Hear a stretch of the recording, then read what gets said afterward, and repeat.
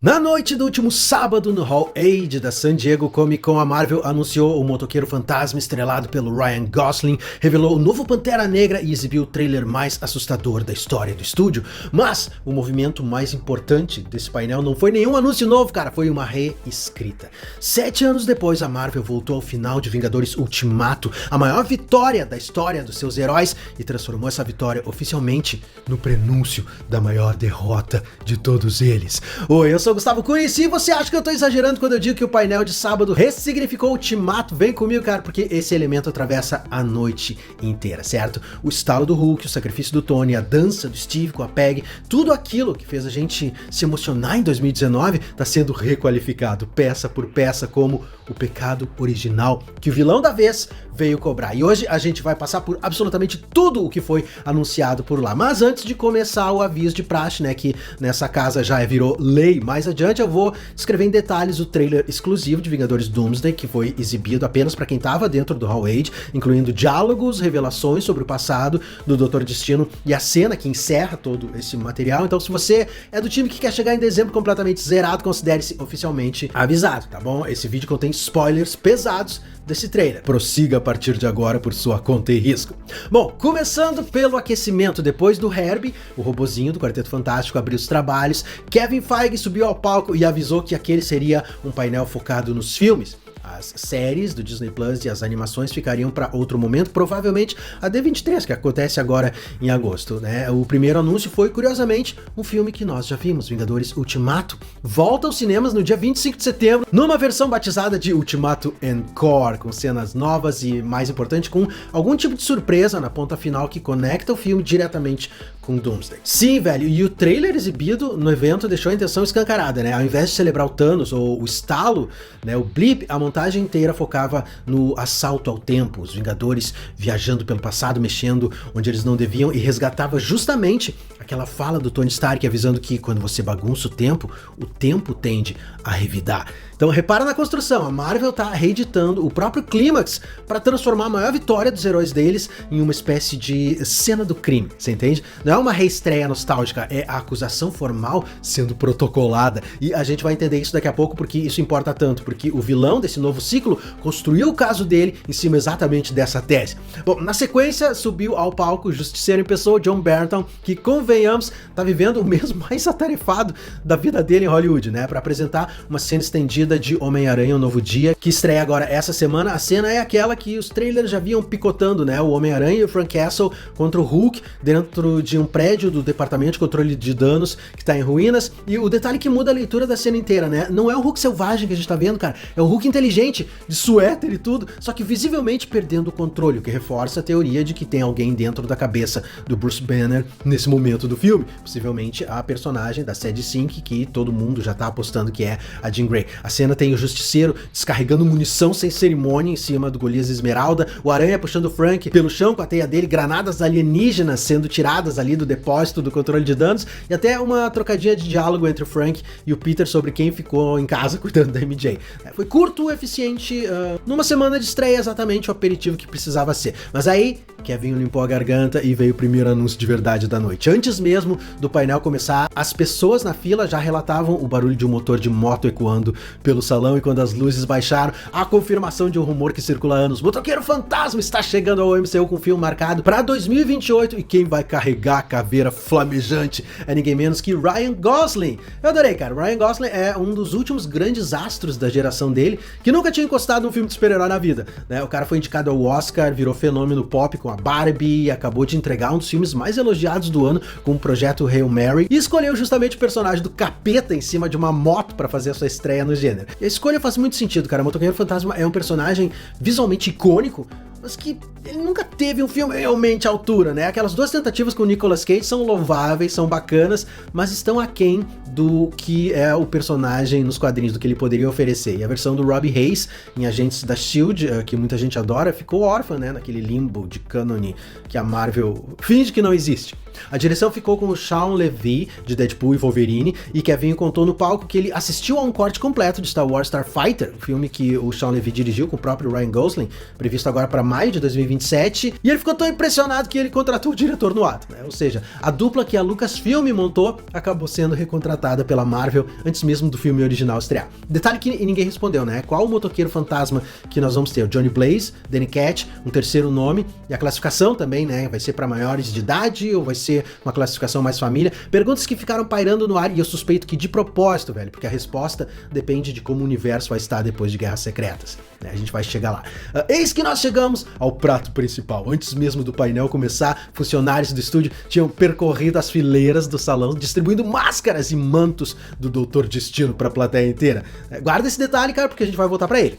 Os irmãos russos subiram ao palco para falar de Vingadores Doomsday e a Marvel fez ali uma coreografia inteligente, né? Ao invés de desfilar todo mundo pelo palco principal, eles acenderam 2 palcos no fundo do salão, transformando a última fileira em primeira. Então, de um lado a gente tinha a bancada mutante, o James Marsden, Kelsey Grammer, Rebecca Romijn, o namoro do Tenoch Huerta, convenientemente posicionado junto com os X-Men, o Sentry do Lewis Pullman, o David Harbour, e do outro lado os Vingadores da nova safra, né? Letitia Wright, Winston Duke, Simu Liu, Anthony Mackie, Paul Rudd, e no palco principal a artilharia pesada, Pedro Pascal, Chris Evans, Hayley Atwell, que aliás teve nesse momento a presença da Peggy Carter em Doomsday oficialmente confirmada pela primeira vez, e fechando o cortejo, óbvio, né? Ele, Robert Downey Jr., de blazer bordado com as runas do destino, pedindo pra plateia inteira colocar as máscaras recebidas na entrada e soltando a frase que resume o tom do filme. Você pode ficar do lado dos mocinhos ou pode considerar a alternativa de se juntar à família do destino. É claro que num evento desse tamanho, alguém tinha que quebrar o protocolo também, né? E no meio da sessão de perguntas, a câmera encontrou na plateia esse sujeito com espadas nas costas e uniforme do Deadpool, só que cinza. Ryan Reynolds, que oficialmente não está no elenco de Doomsday, fez a plateia rir se apresentando ali como Ricky e também perguntou quando começam as filmagens, né? Quando responderam que o filme já estava pronto, fechado, ele ficou um pouco triste, mas rebateu na lata. Vocês não vão fazer nenhuma refilmagem, nenhuma adição de personagem de última hora. Piada? Não exatamente, né? É a Marvel brincando na cara dura com o rumor de que o Deadpool, o Wolverine e possivelmente o Aranha do Tobey Maguire vão ter participações guardadas para a ponta inicial dessa história, né? Então considere isso uma confirmação sem estar confirmado, né? Que é a especialidade da casa. Aliás, um detalhe muito legal é que o Ryan Reynolds ficou circulando pela Comic Con o tempo todo com a roupa de Deadpool, tirando foto com as pessoas sem que elas soubessem que era o Ryan Reynolds. Ele, inclusive, entrou junto com todas as pessoas no Hall Age, viu ali a cadeirinha dele, sentou e ficou pacientemente esperando até que chamassem ele. Demais. Curiosidade, para quem não leu os quadrinhos, esse uniforme cinza não é um capricho estético do Ryan Reynolds, ele é uma pista e tem uma certidão de nascimento. A referência vem de Uncanny X-Force, a fase de 2010 escrita pelo Rick Remender, e em que o Wolverine montou um esquadrão secreto de assassinos para fazer um serviço sujo que os X-Men não tinham coragem, não podiam admitir publicamente. Então a gente tinha Arcanjo, a Psylocke, Phantom X e claro, o Deadpool. E o detalhe genial daquela equipe era justamente figurino, né? Todo mundo trocou as cores tradicionais por versões dos seus uniformes em cinza e preto. É um jeito visual de dizer que ali ninguém estava operando dentro das regras, né? O mercenário tagarela de cinza é o Deadpool na sua fase mais sombria e curiosamente mais respeitada pela crítica, né? O cinema já tinha inclusive dado uma piscadela para esse traje lá em Deadpool 2, com aquele uniforme coberto de cinzas, né? E agora ele reaparece no meio da plateia da Comic Con. Essa escolha pode significar que o personagem entra na saga do multiverso fazendo o trabalho sujo. E olha que Doomsday não vai ter falta de gente precisando de serviço sujo, né? Se você já ouviu os rumores sobre o início do filme, você sabe por que o Deadpool estaria usando justamente esse uniforme. Mas o momento que justificou a madrugada de todo mundo foi o trailer exclusivo, exibido só para quem estava no salão e que, como manda a tradição, né, vazou, filmado ali num celular em questão de minutos, antes da Disney sair ali com seus snipers, caçando link por link. E olha, Gafanhoto, o material é mais revelador do que os trailers anteriores tinham mostrado. Esse trailer inteiro é narrado pela Sue Storm e a primeira bomba já tá aí, né? Ela fala do Victor Von Doom como alguém que ela conheceu, o sujeito mais inteligente em qualquer sala, um homem que era gentil, que era diferente, até que tudo que ele amava foi arrancado dele. Isso enterra de vez a teoria de que o Doutor Destino do Robert Downey Jr. seria um forasteiro de um outro universo, sem conexão com o Quarteto Fantástico. Ele tem história com essa família no universo deles, né? Isso ressignifica, inclusive, aquela cena pós-créditos do Quarteto Fantástico com o Franklin, né? O menino toca o rosto do Victor porque ele certamente já conhece o Victor. Enquanto a Sue tá fazendo a narração, a câmera mostra o Dr. Destino diante de uma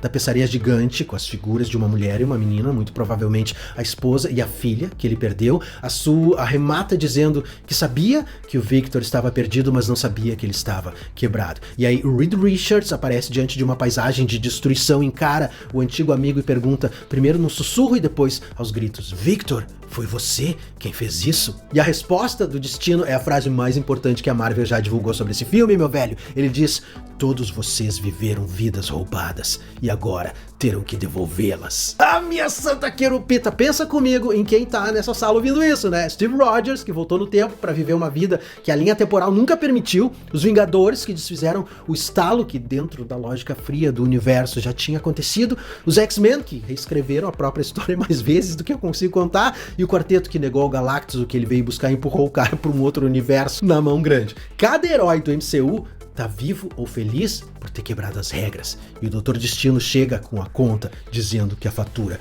venceu. É o mesmo movimento do trailer de Ultimato Encore. Você percebe? A Marvel tá costurando peça por peça um vilão que não precisa mentir para nos convencer. Se a família dele foi o preço colateral dessas vidas roubadas, e tudo indica que foi, então Doomsday vai ser aquele tipo raríssimo de filme de herói em que a plateia sai discutindo se o vilão não teria razão. Lembre-se daquela frase pichada que assombrou o universo Marvel por anos depois de Ultimato, Thanos estava certo.